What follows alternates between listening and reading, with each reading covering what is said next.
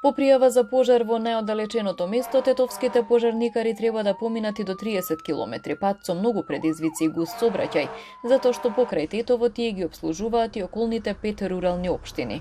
По нивното долгогодишно барање во општина Желино започна со работа првата од предвидените 3 дисперзирани противпожарни бригади. Освен во пожари, вработените побрзо ќе интервенираат и во евентуални сообраќајни несреќи на автопатот Тетово-Скопје.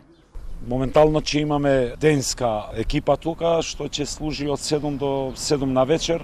Дур се стабилизираме, нормално е дека ќе има 24 сата функција на ова станица што го отворимме тука.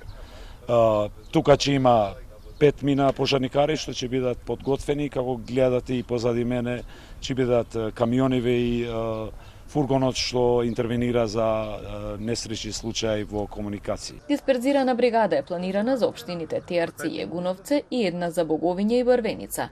Финансиите досега беа пречка за отворање на вакви бригади, поради што првично ќе се користат ресурсите од Тетовската територијална противпожарна единица, а потоа ќе треба да се изнајде модел за кофинансирање заедно со руралните општини, вели градоначалникот на Тетово Билјалка Сами. Имајќи ја предвид финансиската состојба на општините, руралните особено, ние не бараме само да ни овозможат простори каде што ќе ги сместат и понатаму овие пожарникари ќе се исплаќат од буџетот на општина Тетово. Сигурно понатаму кога ќе се консолидират финансиски општините, ќе треба според законот да имаме договор за заедничко финансирање за тоа што тоа е заедничка единица. Според Касами, со новата систематизација во дисперзираните објекти ќе треба да има и нови вработувања.